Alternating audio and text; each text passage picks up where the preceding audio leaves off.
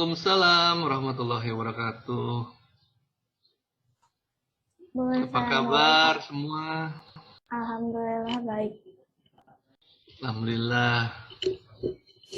Boleh saya mulai, Pak? Boleh, silakan. Semua udah pada hadir belum? Sudah, Pak. Sudah. Assalamualaikum warahmatullahi wabarakatuh. Yang terhormat Bapak Irman, perkenalkan saya Alfiana Hanifah dari siswa kelas 8 Sekolah Indonesia Kairo. Mohon izin kepada Bapak untuk wawancara dalam rangka kegiatan Sapa Ramadan Sekolah Indonesia Kairo. Apakah Bapak berkenan? Ya, berkenan, silakan. Baik, bagaimana kabarnya Bapak Irman? Alhamdulillah, baik-baik, sehat-sehat selalu. Mudah-mudahan di Alif juga sehat-sehat ya, insyaallah. Amin. Saya mulai ya Pak pertanyaannya. Baik. Yang pertama, salah satu upaya untuk menumbuhkan karakter dan kemandirian siswa adalah diadakannya program kewirausahaan.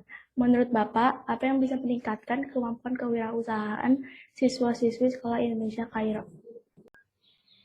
Ya, jadi untuk menumbuhkan semangat kewirausahaan di kalangan siswa-siswi Sekolah Indonesia Kairo, ini sudah dapat dilakukan mulai dari semangat yang tinggi untuk selalu belajar, ingin menggali hal-hal baru, ingin mengetahui hal-hal yang sifatnya memberikan terobosan, memberikan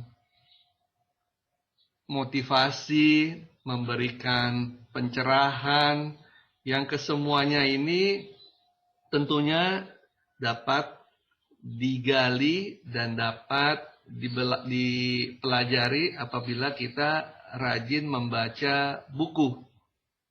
Ya, kita rajin membaca buku, ya, khususnya buku-buku yang mengandung unsur ilmu pengetahuan, ya, baik pengetahuan agama, pengetahuan umum, pengetahuan tentang dunia, pengetahuan tentang sejarah, pengetahuan tentang sains, ya, ilmu sosial, ilmu pengetahuan alam, fisika, dan lain sebagainya. Nah, itu semua itu dapat di kemudian hari menambah wawasan dan menambah ilmu kepengetahuan bagi adik-adik semua yang kedepannya itu nantinya dapat melahirkan ide-ide baru, ide-ide yang cemerlang untuk dapat dikembangkan lebih lanjut menjadi modal dalam bekerja, modal dalam membuat suatu hal baru, ya.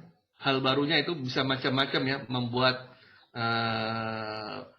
barang-barang baru, barang-barang yang belum pernah ada sebelumnya, ya, membuat kerajinan-kerajinan, bahkan juga menciptakan lapangan kerja bagi orang lain. Nah, ini merupakan bagian dari kewirausahaan yang selama saat-saat dari bangku pendidikan dasar hingga nanti kuliah itu terus selalu ditempa, ya.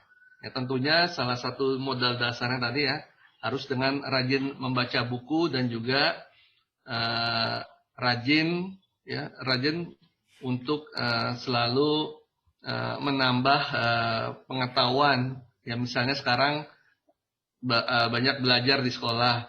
Nah, jangan menutup kemungkinan juga untuk menambah ilmu lain, ya. Misalnya belajar bahasa asing, ya, kemudian atau kursus bermain musik, ya, atau kursus apa saja itu yang intinya dapat menambah modal dasar dari keilmuan dan juga dari keterampilan kita yang semuanya nanti ini berguna tentunya dalam menambah modal untuk berwirausaha. Begitu kira-kira. Baik, Pak. Pertanyaan selanjutnya, Pandemi COVID-19 telah berlangsung sejak tahun lalu, dan hal ini menyebabkan beberapa negara menerapkan protokol kesehatan yang ketat, seperti lockdown dan karantina. Dapatkah Bapak menceritakan seberapa besar pengaruhnya terhadap kegiatan perdagangan dunia, khususnya ekspor-impor Indonesia Mesir? Nah, tentunya pandemi COVID-19 yang mulai merebak luas ya, khususnya sejak akhir tahun 2019 dan mulai merebak luas dari Indonesia juga pada awal tahun 2020 lalu, ini membawa dampak yang sangat kuat ya, sangat signifikan sekali terhadap perkembangan perdagangan, bukan saja hanya perdagangan di Indonesia tetapi juga perdagangan di seluruh dunia, di mana perdagangan hampir di semua negara itu menjadi mandek ya istilahnya, menjadi berkurang aktivitasnya. Ya.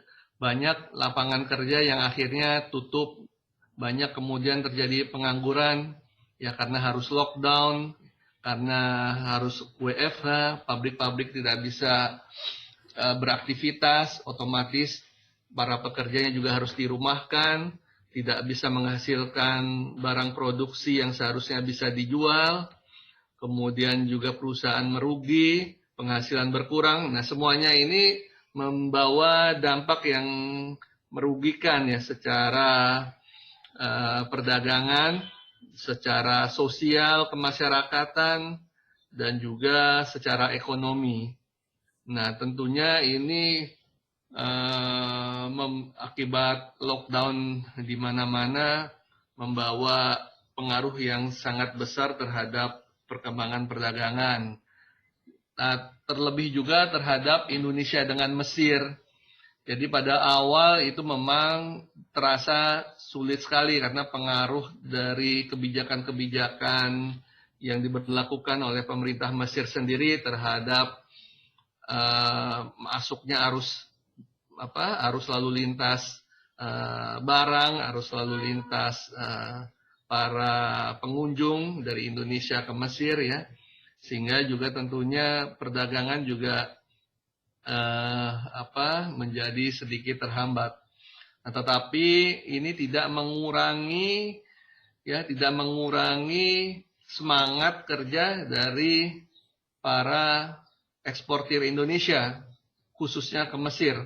Karena kita tahu bahwa Mesir ini sendiri ya, walaupun juga sebagai negara terkena dampak dari pandemi COVID-19, tentu juga membutuhkan banyak sekali produk-produk makanan, produk-produk minuman, dan juga produk-produk yang berguna bagi kebutuhan rumah tangganya juga, yang sangat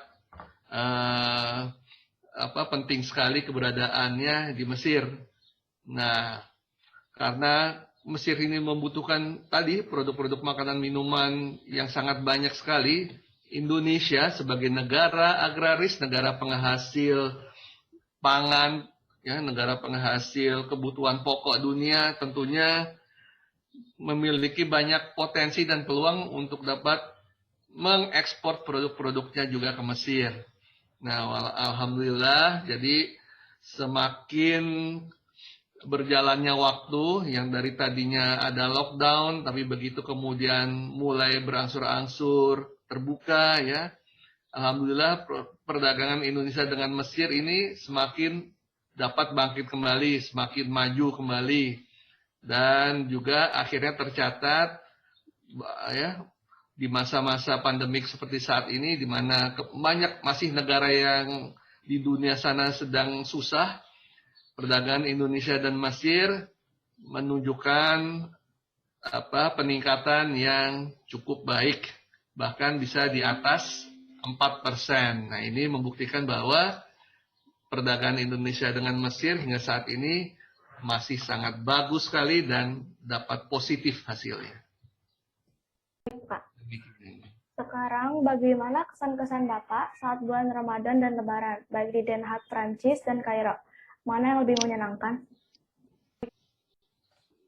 Oh, Den Haag, Prancis, dan Kairo. Iya.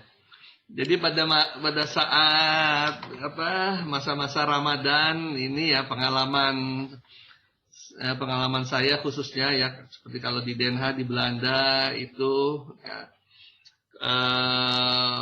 pertama waktu puasanya itu lebih lama di sana itu ya. Jadi ya karena kebanyakan dulu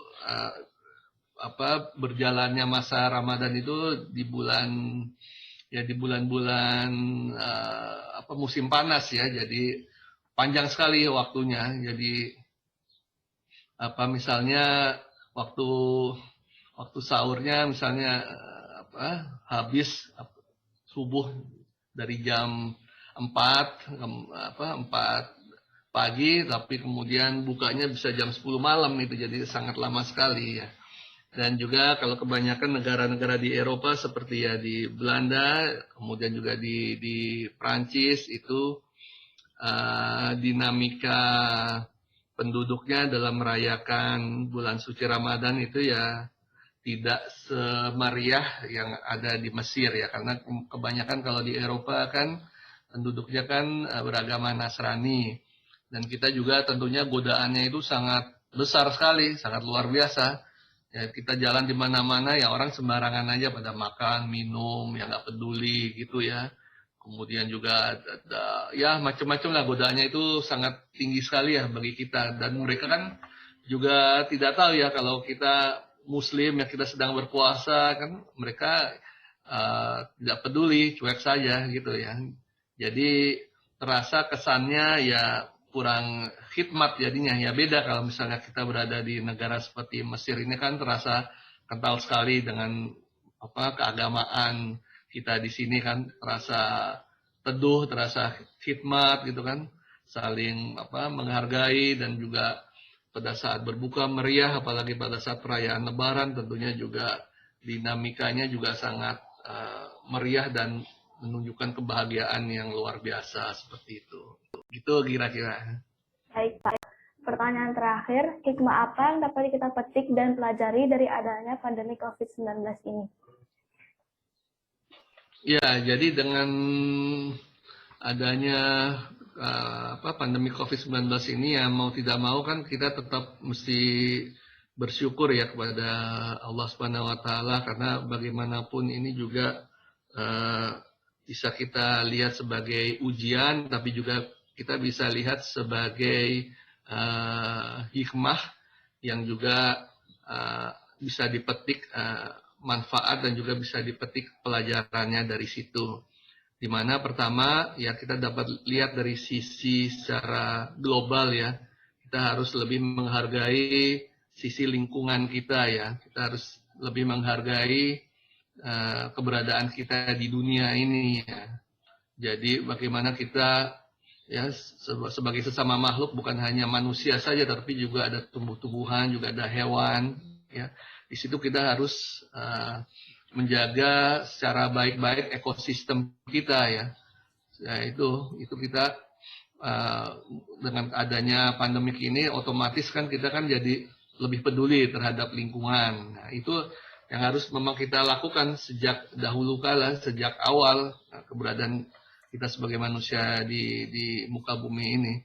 Peduli terhadap lingkungan, peduli terhadap sesama kita juga ya, dan kemudian juga terlebih ya meningkatkan ya tadi ada hablum minannasnya, sekarang kita juga hablum minallah, lebih juga meningkatkan dari sisi ketakwaan kita kepada Allah ya, khususnya ya untuk dapat bisa terus bertahan dan melangkah melakukan aktivitas secara aman, secara sehat, dan juga secara berkah ya dimanapun kita berada.